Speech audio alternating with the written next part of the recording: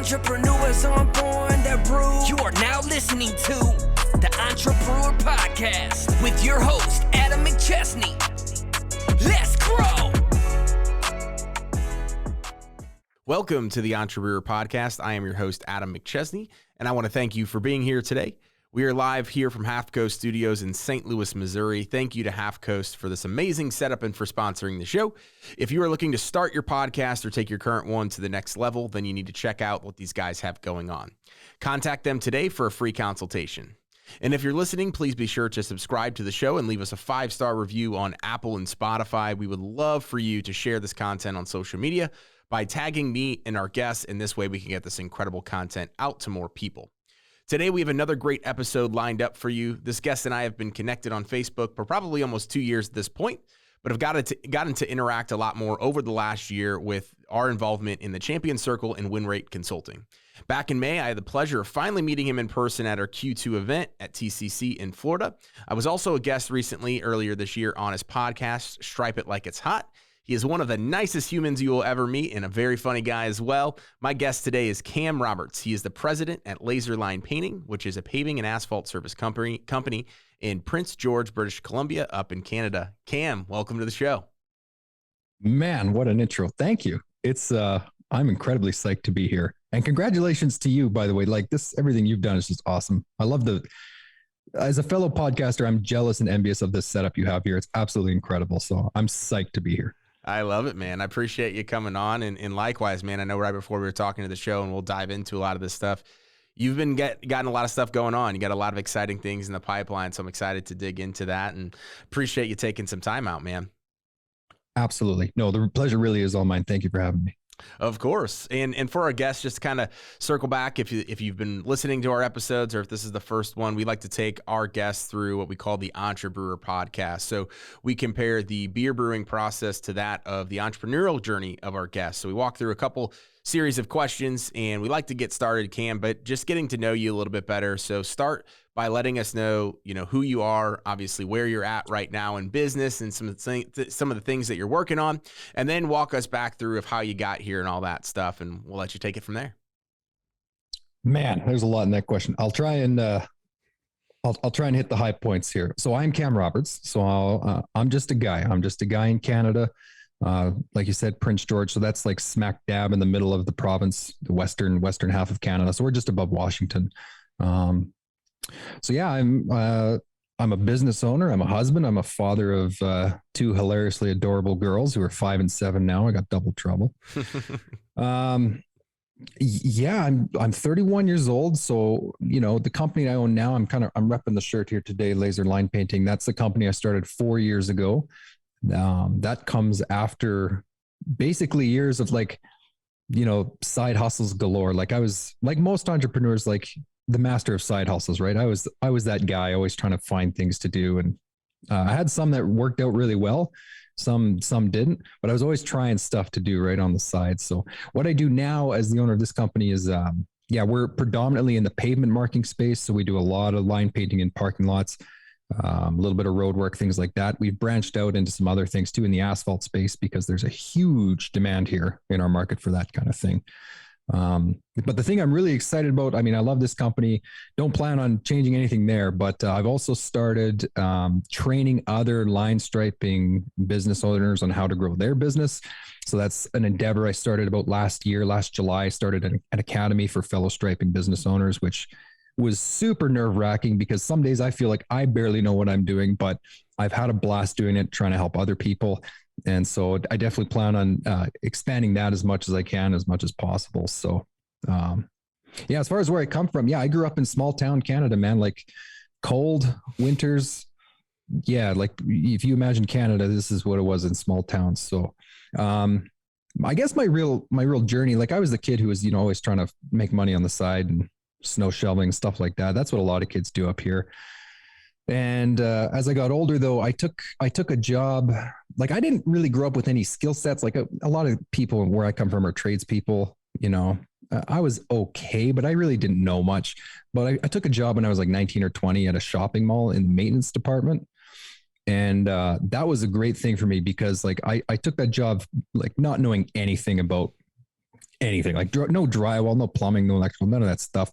But I learned very quickly because it was like a 35-year-old shopping mall. So what I found over the 4 years there is like, not only was I acquiring some skills and things that I didn't have before, but I was inherently like putting myself into situations where I could make these side hustles. And like, you know, like if there's a mom and pop store in the mall that needed a small renovation or needed some painting, like they didn't want to go hire a company.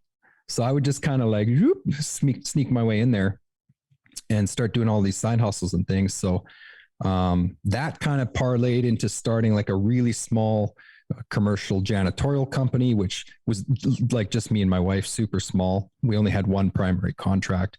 So yeah, man, my wife, Robin, she says like, you had like 538 ideas and you never acted on any of them. So there's a couple that I actually took action on.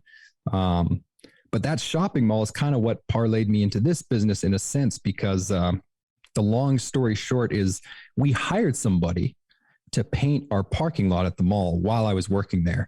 And I would have been pretty young. I think it would have been only like 20 or 21 at the time. So I wasn't involved in that hiring decision, but like it was a train wreck. Like I think the work was okay, but just dealing with that one contractor, and he was the only contractor in that city. Even at 21, I was like, man, this guy's a piece of work. Like there's got to be room for somebody else to do that kind of work, even though I knew nothing about it. So I sat on that idea for like painting parking lots for like 7 years until 2018. So in 2018, I had a bad accident at work. I wasn't at the mall anymore. I was in the glass industry now. And yeah, I had an accident with a table saw in my hand. So actually, this is a good moment for me to promo. Go watch Entrepreneur on YouTube so you can actually see it. But yeah, I chopped off like a tip of my thumb. It's a little bit shorter here. Man. Yeah, man. Ugh. Do not recommend. Watch out for those table saws. But yeah, it's okay. Yeah, I got some pins in the fingers and stuff. They were able to reattach it all. But the long story short, Adam, is how I got into this was like, I don't do well like most entrepreneurs just sitting around. Yep. Mm-hmm. It's not good, right? For us, like, you know, it's like we got to do stuff. So when I was off work injured for like, well, it felt like forever. I guess it was only 5-6 weeks. I started talking to my wife about that parking lot idea because like I needed something to do, right? And she's like, well, if you're ever going to start it, like now's be a good time. You got all the time to sit down and build a plan and everything. So a couple months later, I bought the first piece of equipment. I was towing that piece of equipment in my Dodge Caravan, behind my Dodge Caravan, which was like, man, you feel like a gangster when you pull up to a job site with a minivan pulling a little motorcycle trailer. It was awesome. And man, it's grown like a weed ever since. That's awesome, man. I love that, you know, not everybody finds something that they have identified as an area of an opportunity and they're like, hey, I could go do it better or I could go do it differently. But I love those stories because, you know, obviously probably growing up, you know, same thing for me, not the exact same stuff, but I never thought I'd be in digital marketing. Like digital marketing really wasn't a thing when you're like, hey, what do I want to become when I'm older? But for you, it was probably like, oh my gosh, you know, there's this opportunity and you've already seen it go not according to plan. So that's awesome that you were able to identify that and come out on the other side in a much better position. Bro, I'll never forget the first job. I just want to say this, like, I didn't know line painting, right? Like I bought the equipment. I bought a book on how to do it. But like the first time I pulled that machine, the start, and I was like, I remember thinking, I'll never forget the first line. To this day, I still drive by it at the shopping mall and I look at it and I was like, man, I remember thinking if this doesn't work, like that was all my money and savings going into that paint machine and some paint to get started. Like it was freaky, but yeah, no regrets, man. That's an incredible story and excited to dig in a little bit deeper into your entrepreneurial journey and just some lessons and insights that you have. So we like to transition now. Obviously, great beer has great ingredients. So talk to us about 3 things that have made you successful in your journey thus far. Oh, man. Like, I've listened to your show since the beginning, so I knew this question was coming. I appreciate that, man. It's hard, though. Like, somebody's got to ask you this question. Like, how do you nail down 3 things? Like, it's really hard.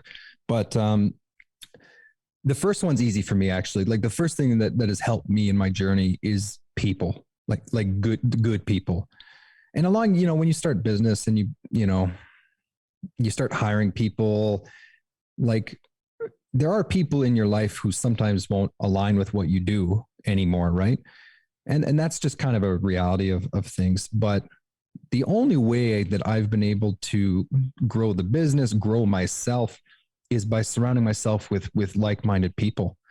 So like you and I are super, super grateful. Like, so we get to be in this program together with Win Rate in the Champion Circle. And I can't remember how many people are in it. It must be at least 30, right? Yeah, I think between 40 and 50, I think. Oh, it's more. Yeah. So, that actually sounds right. Yeah. So like, it's crazy. Like these 40, 50 people, you know, you connect with them online and stuff. And especially for me being in Canada, like it's remote, but it feels remote sometimes because it's not easy. Like just to even get in the States, it's a pain in the butt. So, you know, you connect with people like yourself and other people in the program online, and it's super helpful. I kind of took it like when I was able to go to that in-person event in Florida with the Win Rate people down in, that was in May.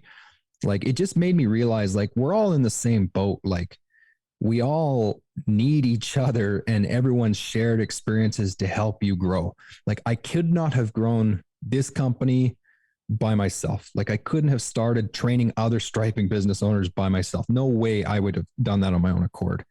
Like you have to surround yourself with people. So for me, like Win Rate Consulting has been a huge part of that. So I started working with Mike one-on-one back in August 2020.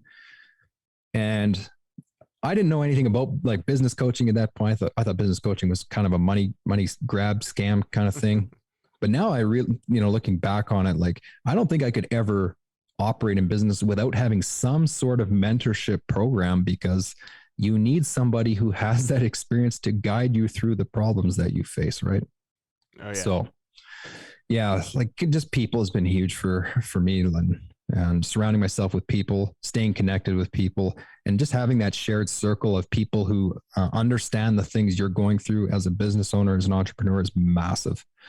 Yeah, that's got to be number one. I'd say the second thing would be something I never used to do, but like this business, it feels like brand new to me. I don't know. 2018 just feels like yesterday. Like it's gone by so fast. But the only reason it's been able to really grow is by like me putting my foot on the gas and really being intentional, you know, taking not unnecessary risks, but calculated risks to help grow the business. By nature, that doesn't come easy to me. I'm a pretty like, I'm the kind of guy that would like to hoard a bunch of material before I go and try and do something. But, you know, working with Win Rate and seeing how other people have approached it and learning to take action quicker. Yeah, it's hard. I don't think you can really truly grow and scale efficiently without having the mindset of like, I'm going to put everything I have into this and you have to take some risks. I think some people hear the phrase take risks and they think, well, you know, you're kind of crazy. Like you shouldn't be taking risks, but you do have to take some risks, whether it's financially or, with people and hiring and some of those risks are hard, but yeah, learning for me, it was a big struggle to learn how to take those risks so that I could grow the business. So that'd be number two. And then number three, I mean, it's a little cliche, Adam, but I know as in your space, I know you'd agree with this. Like, I don't think anyone can be successful if you're a transactional kind of person. Like if you're just in it to make a quick buck somewhere, I mean, you might make the quick buck. Sure, you might make a couple, but until you operate from a place where you're genuinely trying to help people, no matter what you do, no matter what space you're in, I don't think you can be truly successful. And not even just financially. Like, I don't think you'll be fulfilled if your goal is to just ram down profits and try and make as much money as possible. So that's something I think about a lot. I'm still to this day doing the majority of the sales in this company. And like, you know, we paint parking lots. Like, you know, we're not doctors. We're not, you know, doing a life-saving service here, but I still always operate with that mindset of like, I want to help people solve this problem. It doesn't matter what the problem is, like, you know, and now I've translated that into the academy, the training I've done with other business owners with the Stripe It Academy. Like, I don't want them to pay me if I'm not going to help them. Like, my goal is to help you. And I think as long as any entrepreneur starts with that, but also continues to operate like that, even when times are tough, like bring value to people, the money will come. Like, I'm not a huge Gary V guy, but you know, that's something he says all the time. Like, you put it all out there for people, let the chips fall where they may. Yeah. No, that's a great way to end those key ingredients, because I think they were incredible, very insightful. But like I say consistently in a lot of conversations that I have, is so many people are looking for what can be done for them and not what they're willing to do for others. And my mindset, as I'm sure, and I know yours is, and a lot of the people that are in our circle is like, and which kind of brings us to our next point of the brewing process. But a lot of us have been doing the same stuff and pouring into people and producing content from the beginning, right? But people always usually end up seeing it when it's like, okay, well, now we've had a little bit of success. People are referring us, we're bigger than we were a year ago or back in 2018, but they think that we operate differently. And of course we do in certain instances, but like for you, for example, you're like, no, I've had that mindset always. And it's just translated as you've continued to grow, and it takes on a new role in and of itself. But people always like to think, oh yeah, that's just who they are today. It's not who they've always been. Not necessarily true. Well said. Yeah, I completely agree. Thanks, man. Which again kind of takes us to our next point in the beer brewing process. So obviously, great beer doesn't happen overnight. There's the history, there's the ingredients, and kind of seeing what brings it all together. And obviously, with entrepreneurship, you talking back in 2018, just getting started, buying that first piece of equipment to where you're at right now. So talk to us about some of the ups and downs of your journey thus far. Oh man, as much as 4 years flies by, like it also is jam packed with a lot of ups and downs, and it doesn't change. Like our business, it's still growing. It's still, it still has lots of ups and downs, but I guess over the years, again, I'll circle back to the people. Like, man, I've made some just unreal connections with people in our local market, online, but like, that's been amazing. Like, expanding to our employees, like, cause we have, I think we're sitting at 8 employees right now. And just being able to provide people an opportunity to do something different, not just with work, because nobody really has line striping experience up here, but like giving them that experience is cool. But even just to give people an opportunity to be put into an ecosystem in a workplace where they have the ability to grow and advance their career, like that's pretty cool. At the same time, that's also super stressful. Like, right, when you have people that you're either hiring or managing, and like you feel responsible for these people, like you want to put them in the best possible position to succeed. But that's also like, even though it's difficult, that's a huge up for me, because yeah, it's pretty cool to, especially in this part of the world, it's pretty easy to get mixed up in a lot of rough industries. There's a lot of logging up here and oil and gas, and you can go away to work in some pretty rough places for weeks at a time. So I'm trying hard to give people an opportunity to not have to, go work their face off to get by in life, but actually put them in a position where they can not just make decent money, but into a system and a company that's growing with them. So that's pretty cool.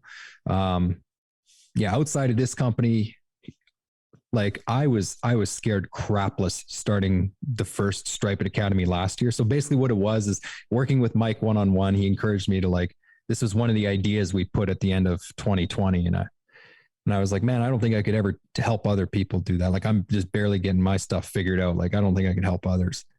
But I decided to go for it, as difficult as that was and as insecure as I felt about it. And the imposter syndrome was 100% real, trying to help other people. But that to me has given me, that sparked something in me, man, when I did that first training academy. So it was a 12-week program, started last July, and there was only 5 guys in it, but we had a blast, and we're still connected, and I still help those guys out when I can. Those are some awesome things to be a part of, because for me, it's not just about the money. I'm not a money guy. I'm not a big car guy. I don't want Lamborghinis, man. I don't want that stuff. I know that sounds really goofy to say, oh, he doesn't want them. I don't really do it for the money. I think some entrepreneurs do, and that's totally fine. For me, it's about the freedom in my life and giving back to other people and helping other people. That's not even something I knew when I started, but anyways, man, there's so many ups. I feel like I'm just giving you the ramble here about all the good things. There's challenges too, though, for real. Our company's growing really fast. When I bought that first piece of equipment, Adam, in 2018, it was just me, man. Just me in a minivan with one piece of equipment. I still have it to this day. It needs a little bit of love, but it's still going. Like there was no plan to grow it into a full-fledged business. I just was going to see what happened with it. Right. And because we've grown pretty fast, like this is the first year where we've hit 7 figures in revenue, which is super exciting. Man. That's awesome. Yeah, thanks. I mean, it's a wild ride, but with that comes a lot of hiccups along the way. Like I didn't have a true business experience before I started this one. So growing it quickly, man, it's hard because like, cash flow has been a constant problem in our company, because as you grow and we've scaled and got more equipment and hired and multiple crews, like that takes a lot of money to fund that. And if you don't balance that properly, you can put yourself in some stressful situations, right? But no matter what happens, like you only fail when you quit, right? And no matter what happens, I'm committed to the mission of what we're trying to do. So even though there's a lot of stressful moments with, losing people and having to fire people, man, firing your first person's awful. It doesn't get any easier with the second, third, or fourth. You know what I mean? Oh yeah. There's some hard moments, but yeah, it's worth it, brother. No, I mean, so many things to dissect from what you said. I think the common theme of every answer and kind of all of your insights has really been that mission and that focus to stay on the mission, and the value that you provide.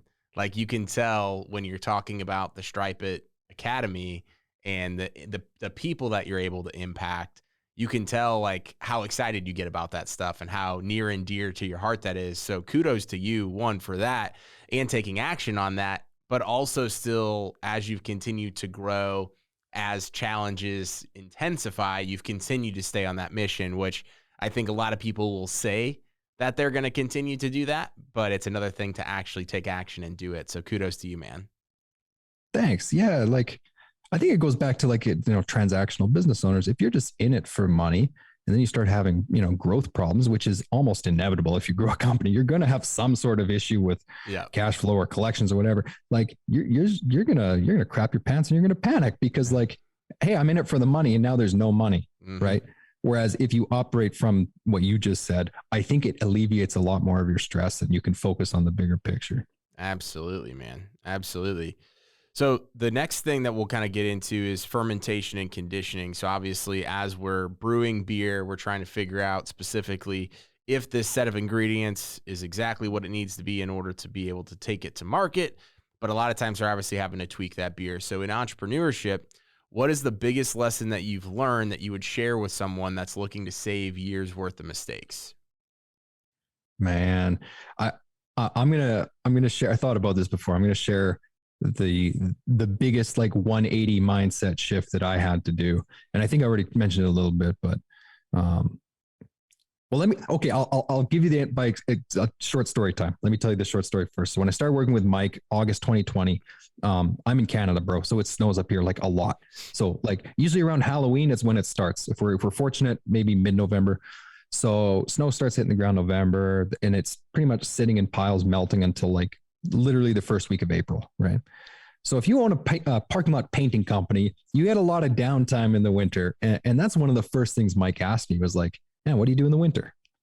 And at the time, like, I was like, well, like last year, I just, found a day job kind of thing just to hold me over. And the first year I kept my day job. And this year, this was 2020. I'm like, I don't know what I'm going to do, Mike. Like, I need to do something just to, help bring in some extra money. But like, I don't really have a plan. And so he asked me like, well, why don't you get into snow removal? It seems like you yahoos up there have a lot of snow. And I gave him like, I'll never forget it. I've actually gone back and watched the meeting recording with him.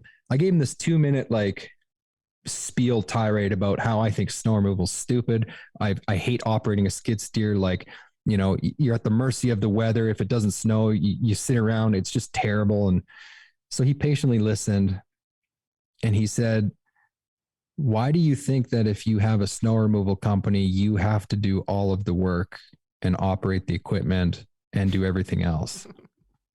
And I thought about it. And he said, like, what you're telling me doesn't align with what you told me when we first started working together, which was you don't want to be the operator forever. You want to run the business. You want to be the CEO. And so the biggest lesson I had to learn, man, was I used to just struggle with taking action. out of like partly fear. Absolutely. Like fear is probably the big part of it, but like I didn't feel comfortable starting a snow removal division unless I had all of the equipment sitting in my driveway, every contract signed. Like I needed all the ducks in a row, right? I was that guy. Like if I don't have a plow truck or a skid steer sitting in my driveway, which I didn't, how can I be a snow removal company, right? You feel like a fraud. But he worked with me on that. And I learned like the biggest lesson is like, you have to take massive action sometimes, even when you don't have the whole plan put together. I think this is not an earth shattering quote. I think many people have seen this before, but like imperfect action is way more impactful than taking inaction, right? And what that means is like, even if you take some steps to move something forward, in my case, it was snow removal, and you do some things wrong along the way, which I definitely did, I was still way farther ahead than had I just, sat on my hands and said, I don't know what I'm doing. And so that's been the biggest shift for me, was like, I was that guy who wanted everything put together. And I've almost gone so far the other way where now like I'm comfortable being uncomfortable. Like I'm comfortable taking action on something, even if I don't have the plan.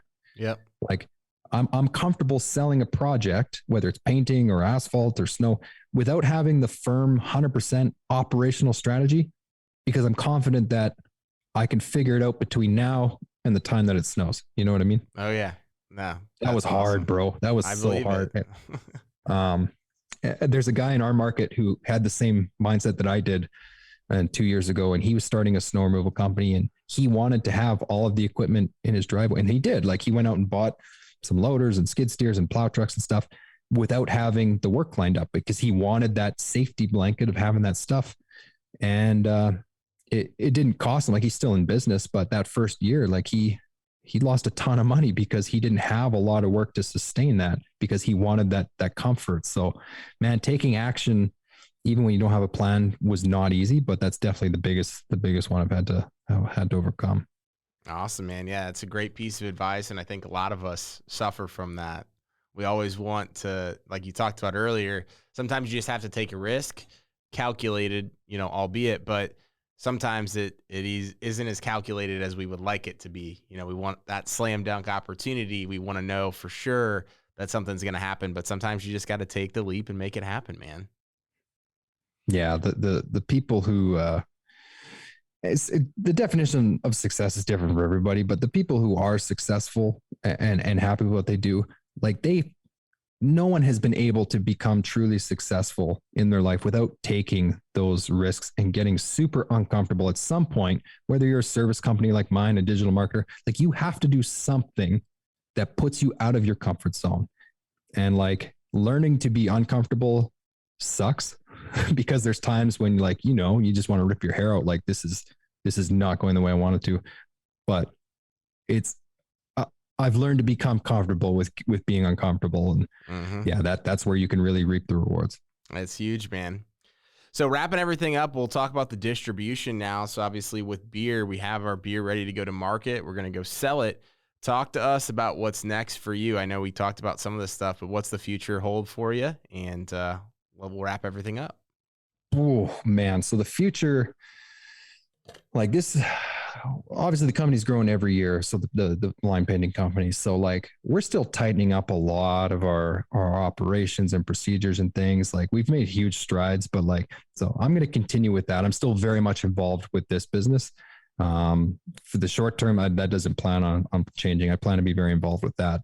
But going forward, like I said, like last year, starting the Stripe Academy and helping other striping business owners was like, it changed me, man.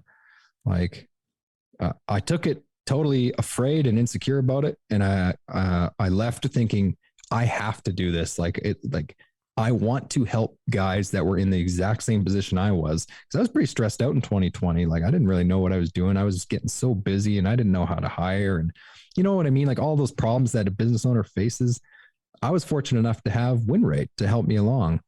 I want to give that back to other people. So yeah, I'm super excited to have like a speaking engagement, which is just blows my mind like that. I don't know. You never think that's ever going to happen. But yeah, I'm going to be speaking at the National Pavement Expo in January, which is super exciting. That's going to be about how to grow your business with intention and some specific things to help.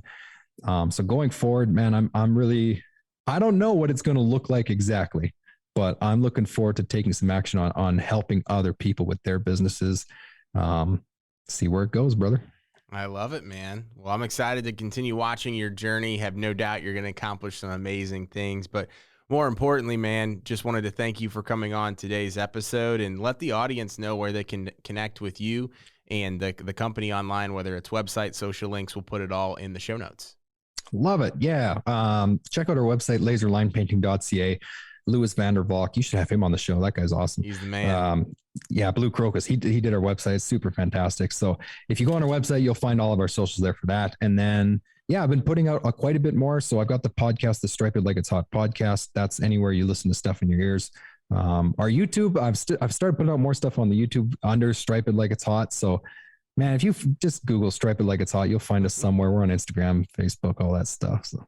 Awesome, man. Well, thanks so much for coming on the episode today. Always great chatting with you and appreciate your time. My pleasure. Thank you, Adam. And I want to thank you again to the audience for tuning into today's podcast. Please be sure to subscribe, download, and share our content. Leaving a 5-star review goes a long way. And thank you again to Half Coast Studios. If you're here in St. Louis and looking to start or grow your current podcast, then you seriously need to come check out what they have going on. We'll see you all next week. And remember, entrepreneurs aren't born, they are brewed. I'm an entrepreneur. Entrepreneurs aren't born, they're brewed. Thank you for listening to Entrepreneur Podcast with your host, Adam McChesney.